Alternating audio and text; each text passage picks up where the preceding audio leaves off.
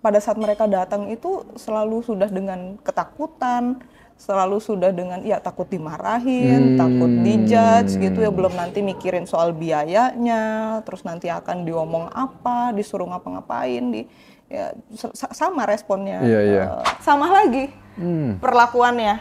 Jadi remaja-remaja yang datang itu sudah dimarah-marahi gitu sama tenaga medisnya.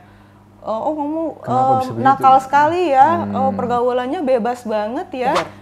Kita mau jadi dokter, mau jadi perawat, mau jadi bidan, konon kan katanya mau untuk nolong orang nih, ya kan? Kita belajar itu untuk sesuatu yang kemanusiaan nih, tetapi kenyataannya pada saat kita praktek kok lain. Pasien tuli akhirnya nggak denger, terus mereka jadi pasien yang paling belakang karena kelewatan terus nomornya, dianggap pasiennya nggak ada. Padahal mereka nggak dengar. Ibu gimana kok sampai suaminya bisa marah seperti ini? Seakan-akan si ibu itulah yang salah, yang membuat suaminya itu segitu marahnya dan dia jadi dipukuli. Pak, ini kalau tenaga medis yang melakukan, dosanya double. Karena kita belajar loh.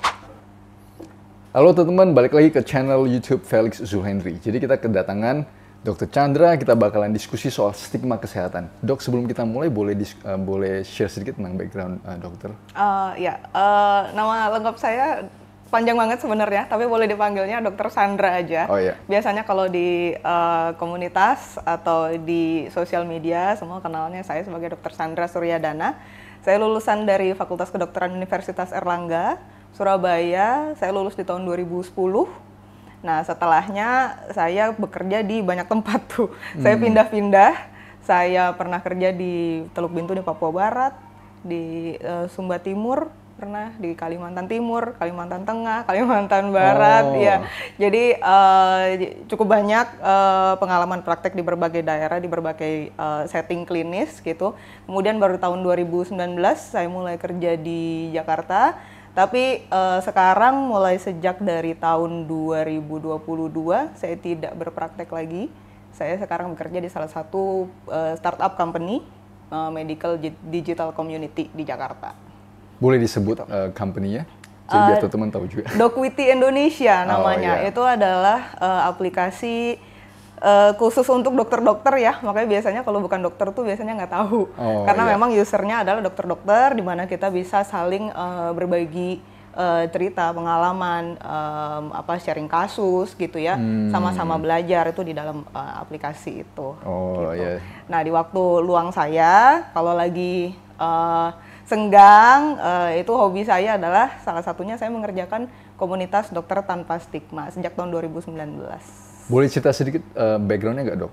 Kenapa dok itu tertarik dengan, jadi kita bakalan ngebahas soal stigma kesehatan, ya kan? Jadi apa yang membuat dokter itu tertarik untuk ngelihat lagi lebih dalam soal stigma kesehatan? Ya, jadi ini berawal dari selama saya praktek di berbagai daerah itu, saya menemukan satu benang merah yang saya rasa ini situasi yang sangat ironis dan menyedihkan sebenarnya kalau buat saya pribadi. Dari pindah-pindah tempat, 10 tahun saya pindah di 7 tempat yang berbeda, tapi saya menemukan satu hal yang sama, bahwa banyak sekali tenaga medis itu justru memberi stigma dan diskriminasi kepada pasien-pasien, terutama yang dari kelompok marginal. Saya misalnya, pertama kan saya bekerja tuh PTT di Papua Barat ya. Itu di sana kasus KDRT itu cukup tinggi. Menurut saya cukup tinggi. Karena kira-kira dalam waktu 1 bulan itu paling tidak saya kedatangan 1 pasien korban KDRT. Itu biasanya tenaga medisnya di sana tuh ya sudah cuma merawat lukanya, terus kasih obat anti nyeri, itu sudah. Pasien pulang gitu aja. Malah kadang tambah dengan kayak saya dimarahi gitu ya. Ibu gimana kok sampai suaminya bisa marah seperti ini? Seakan-akan si ibu itulah yang salah, yang membuat suaminya itu segitu marahnya dan dia jadi dipukuli gitu. Kemudian saya pindah ke Sumba Timur. Sumba Timur itu banyak kasus kehamilan remaja. Kehamilan remaja, dan itu kehamilan remaja sama suicide attempt. Dan di situ saya melihat sama lagi perlakuannya. Jadi remaja-remaja yang datang itu sudah dimarah-marahi gitu sama tenaga medisnya. Oh kamu nakal sekali ya, pergaulannya bebas banget ya.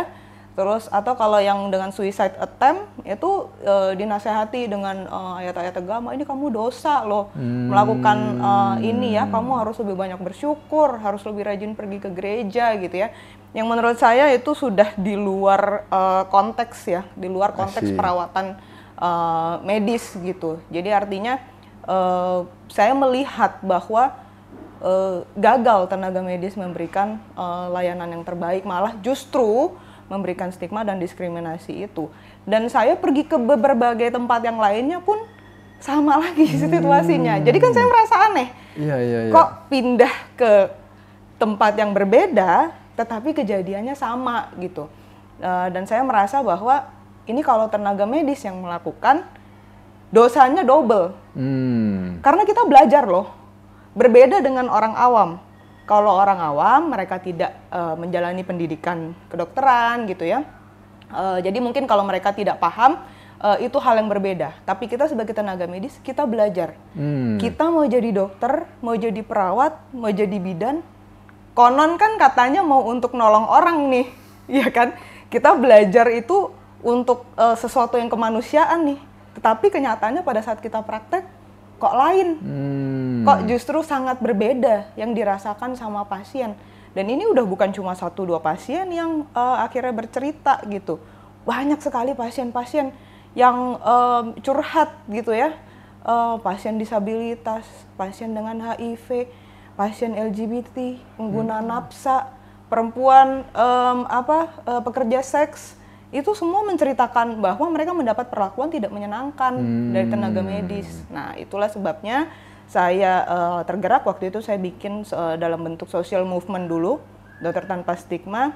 Saya mengkritik tenaga-tenaga medis yang sikapnya justru stigmatis ya dan diskriminatif gitu. Kemudian pada tahun 2022 baru saya jadikan komunitas. Wah, luar biasa sekali. Emang sih, maksudnya kadang kalau dari sisi sebagai tenaga medis, gue sih ngerti, maksudnya kadang kenapa bisa terjadi sifat-sifat begitu. Karena kan kebanyakan kalau tenaga medis kan datangnya dari keluarga yang tanda kutip baik-baik, lu belajar, lu betul-betul semua peraturan diikutin dan segala macam. Jadi mungkin dari sisi social approach itu mereka belum pernah terekspos dengan kelompok-kelompok marginal. Setuju. Jadi mungkin di situ jadi ada disconnect. Betul. Ya kan? Setuju. Yeah. Dan satu lagi mungkin saya perlu tambahkan dari yang saya amati ya. Memang utamanya adalah disconnect-nya. Yeah. Mereka sulit relate dengan permasalahan dari pasien kelompok marginal. Yeah. Tetapi yang saya amati juga, terutama kalau dari dokter ya. Dokter itu karena sistem penerimaannya itu tidak merit based. Sistem penerimaan di dokter itu dikotori dengan sekarang jadi nepotisme terus biayanya sangat mahal sekali. Jadi hanya orang-orang dengan status ekonomi tertentu yang bisa masuk gitu ya. Jadi itu aja sudah memfilter sekian banyak mungkin dokter-dokter yang sangat pintar mungkin. Ya, secara intelektual mereka mungkin sanggup untuk menjadi seorang dokter yang baik dan punya ketulusan hati nurani, dia memang ingin melayani, tapi tidak bisa masuk ke kedokteran, jadinya representasinya sangat sedikit sekali. Itu dan memang betul sih masalah tidak bisa relate dan disconnect-nya itu. Kalau misalkan kelompok dokternya itu sudah berasal dari satu kelompok tertentu aja tanpa ada representasi, tentu kan jadi akan semakin sulit gitu untuk bisa relate. Betul sekali. Ya kan? Yeah. Dan masalah berikutnya adalah di Indonesia ini tenaga medis itu bukan profesi biasa. Ini adalah profesi yang sangat bergengsi, dinilai sebagai setengah dewa. Yes. Profesi yang sangat suci sekali gitu ya. Jadi memang masyarakat memandang sangat tinggi sekali Dan itu tentu saja pasti berpengaruh pada psikologis secara kolektif gitu. Dan itu jadi membuat kita mungkin tanpa sadar merasa bahwa kita tuh di atas dari orang. Jadi kita memandang pasien itu sebagai orang yang hidupnya perlu diperbaiki, orang yang hidupnya salah, orang yang datang ke kita untuk minta bantuan gitu, untuk dipulihkan lagi hidupnya gitu, atau disucikan lagi hidupnya gitu. Yes. Oh, that is so true. Yes. That is so true. Yes. Ya, maksudnya emang betul sih. Maksudnya kadang begitu satu representatif, terutama yang kayak tadi dokter ngomong, maksudnya semua itu mungkin kebanyakan ada menengah ke atas dan maksudnya punya kemampuan finansial, dan itu biasa datang dari keluarga-keluarga yang stabil. Maksudnya dari sisi is very stable, semua itu oke dan tertata, rapi. Jadi nggak ngeh gitu loh apa yang dihadapin dengan masyarakat yang dari kelompok marginal kan, mungkin dari background-nya aja mereka mungkin udah dilahirkan di tempat yang maksudnya tanda kutip it's unfortunate dan kondisi-kondisi yang lain. Jadi kita itu kadang malah judgment. Betul. Yang kita ngasih itu bukannya empathy tapi malah judging. Betul. Kenapa lu bisa begitu? Kenapa nggak lu begini? Karena judging itu sangat cepat banget ya. Kayak less than 1 second kita udah bisa judge. Dan sebenarnya pendidikan tenaga medis itu apalagi dengan beban pasien yang harus dilayani ya. Kalau secara jumlah kan dokter memang masih persentasenya agak kurang, distribusinya tidak merata. Jadi ada dokter-dokter yang memang harus melayani pasien dengan sangat-sangat cepat. Mereka harus cepat mengambil keputusan, cepat berpikir gitu ya, cepat memberikan terapi. Termasuk juga cepat memberikan langsung asumsi dari awal. Jadi pasien biasanya datang dari depan pintu pun biasanya dokter itu sudah langsung. Misalkan, ini pasien penampilan dari depan pintu, gaya jalannya seperti ini nih. Kemungkinan dia stroke, dia pasca stroke nih. Atau pasien datang dengan gerakan agak gasping gitu, ini dia ada permasalahan napas nih, sesak napas. Jadi memang insting-insting seperti itu kita dilatih, tetapi tanpa sadar ya beralih malah menjadi judgement gitu, menilai pasien bukan dari traits klinisnya, tetapi justru dari pakaiannya, dari pekerjaannya misalnya, dari dari penampilan fisiknya seperti itu. Oke, Dok, jadi kan Dok pengalamannya udah jauh tuh kemana-mana, ke daerah terpencil juga udah, ke kota besar juga udah. Jadi apa yang membedakan kalau dokter ngelihat kelompok-kelompok marginal di daerah-daerah terpencil versus kota besar? Apakah itu mirip-mirip atau karakteristiknya gimana? Sebenarnya sih saya melihat tidak terlalu banyak perbedaan ya. Cuma kalau di kota besar mungkin kita ngelihatnya karena kota besar itu akses informasinya jauh lebih banyak.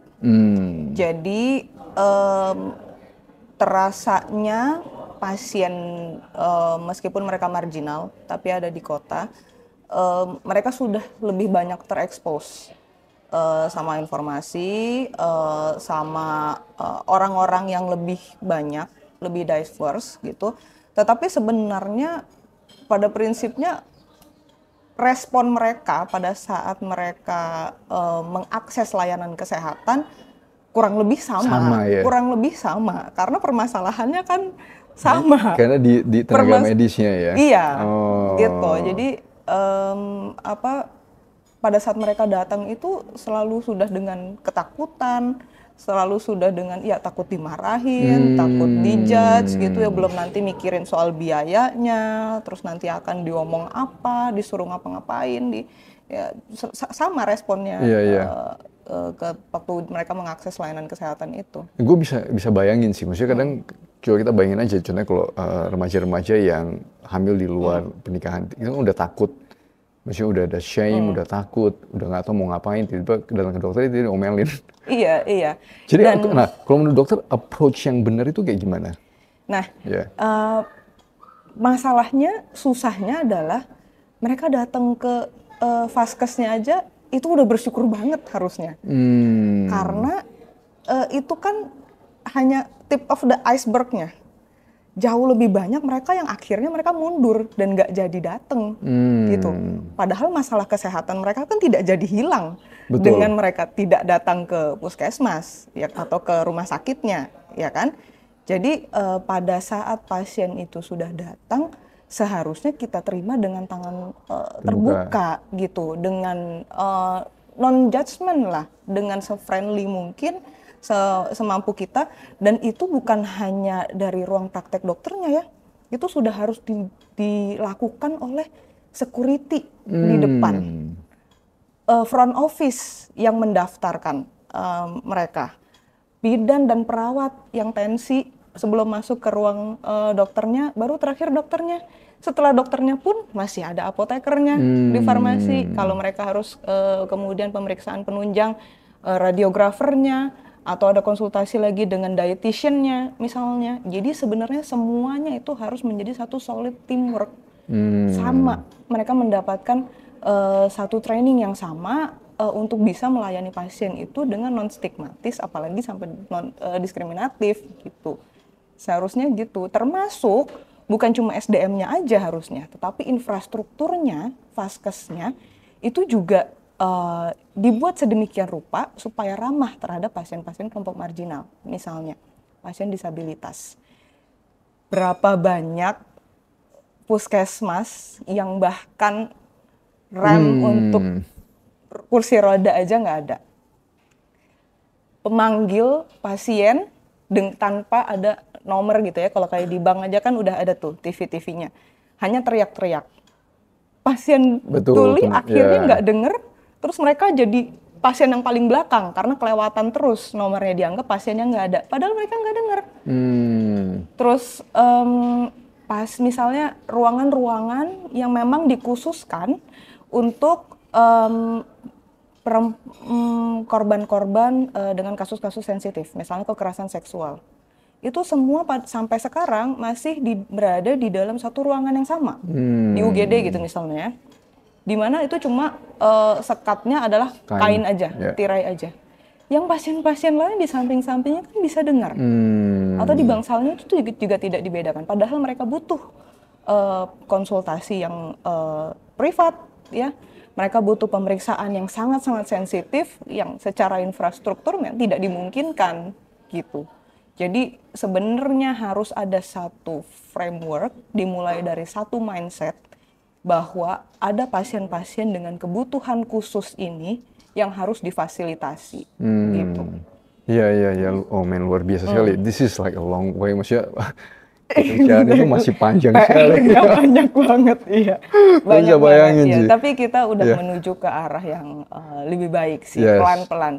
Karena kan kita harus start dari kebijakan ya. Betul. Hal kayak gitu nggak bisa dari grassroots, kita mulai cuma dari kecil-kecil, tapi ini harus jadi satu kebijakan yang merata di seluruh Indonesia. Dan kita sudah menuju ke sana sih. I see. Jadi pengalaman dokter sekarang dengan komunitas ini, berapa banyak dokter yang udah join dan apa feedbacknya dari mereka itu gimana? Dan apa yang bisa dikerjain untuk bisa supaya pemikiran ini disebarluaskan? Karena itu penting sekali sih. Iya.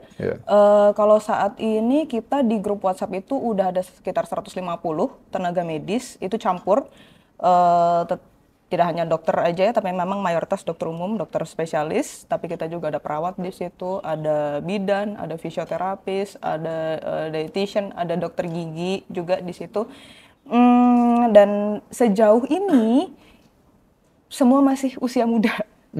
Ini semua kayaknya saya yang termasuk yang angkatan tua di situ, di komunitas itu. Karena memang kelihatannya yang cukup terbuka dengan isu-isu seperti ini adalah dokter-dokter yang masih muda. Tapi nggak ada masalah. Jadi saya nilai kita bisa start dari manapun, siapapun yang terbuka dengan isu ini. Kalau memang ini dari teman-teman muda, ya yuk kita betul.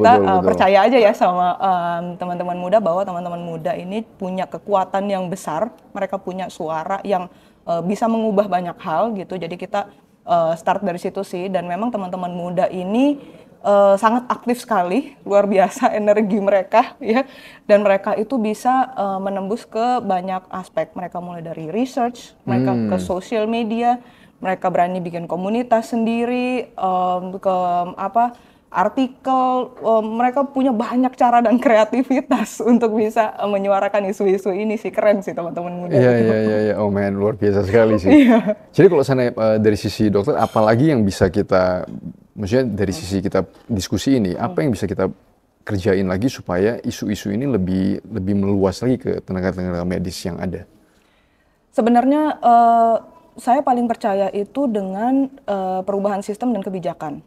Karena saya rasain nilai dengan cara itu perubahannya jauh lebih merata, lebih istilahnya ada dorongan yang wajib dulu ya, supaya semua orang melakukan itu awalnya karena terpaksa dulu deh, karena memang disuruh pemerintah harus seperti itu.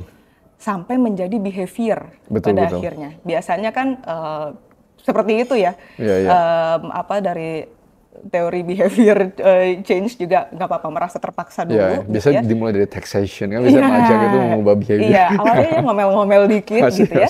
Tapi karena diharuskan seperti itu, karena ada sanksi yang tegas kalau tidak melakukan, pada akhirnya lama-lama kita mengharapkan itu jadi satu yang kebiasaan gitu.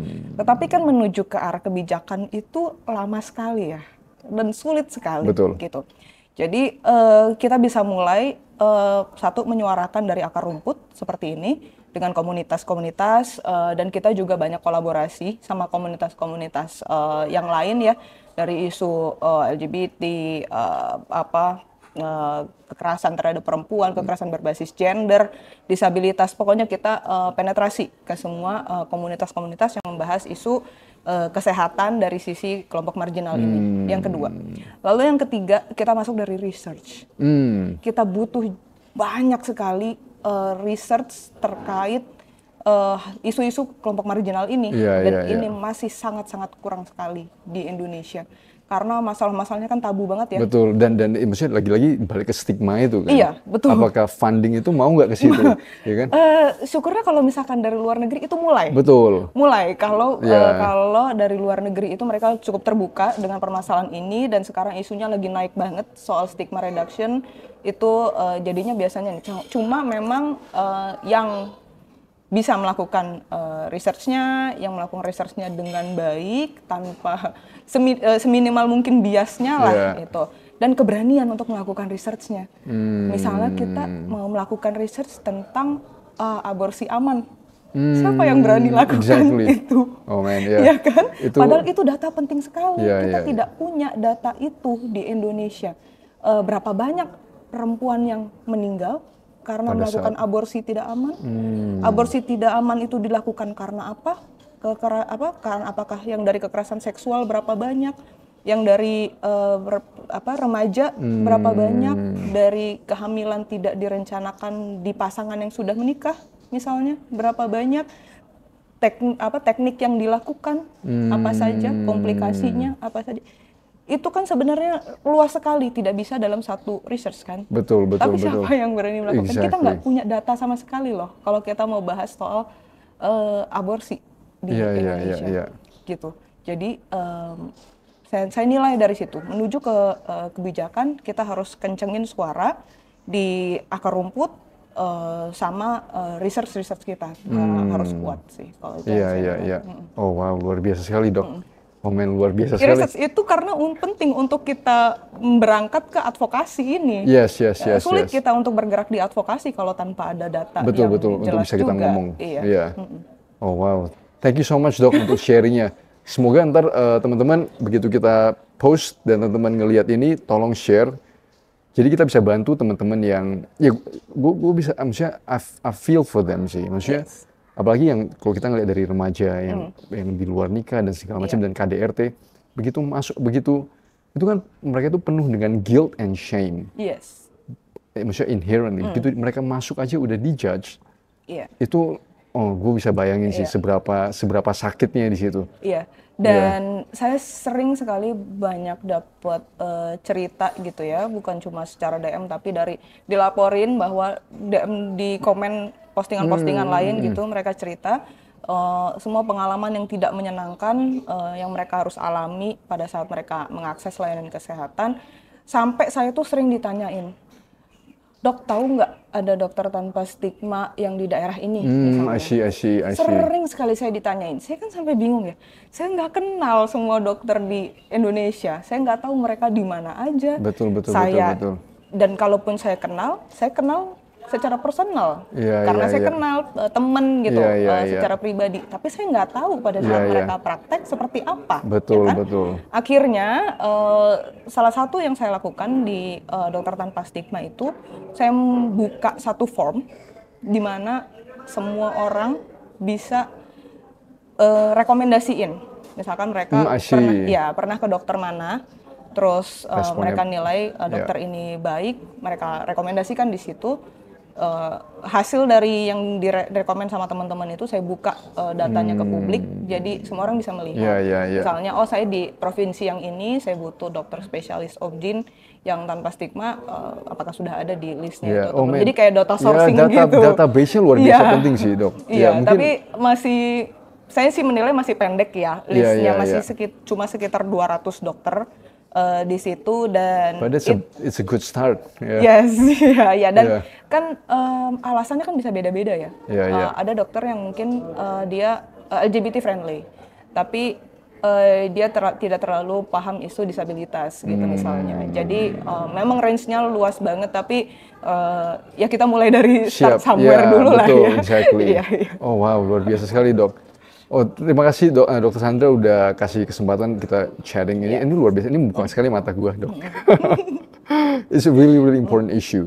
Jadi bagi teman-teman yang mau kontak ke Dokter Sandra, mungkin dok bisa share IG-nya, TikTok, IG Instagramnya di @doktertanpastigma. Nah di Instagram itu di bio-nya itu ada Linktree. Teman-teman bisa ke Linktree di bio itu udah lengkap semua. Kalau teman-teman mau dengerin podcastnya ada, mau nonton YouTube-nya ada, mau baca-baca artikel kita ada di website-nya juga, mau baca-baca jurnal-jurnal yang biasanya kita jadikan referensi untuk materi-materi kita juga punya perpustakaan digitalnya. Kalau mau merekomendasikan dokter-dokter yang teman-teman rasa baik, ada juga di situ, atau mau melihat menemukan dokter tanpa stigma di daerahnya teman-teman, bisa cek, ada di semuanya lengkap, ada di Linktree-nya di situ. Okay, thank you so much, Dok. Appreciate it. Thank you so much for the opportunity. Semoga bermanfaat teman-teman. Jadi kalau teman-teman nonton ini, please share karena ini isu yang sangat-sangat penting. Okay, thank you so much guys.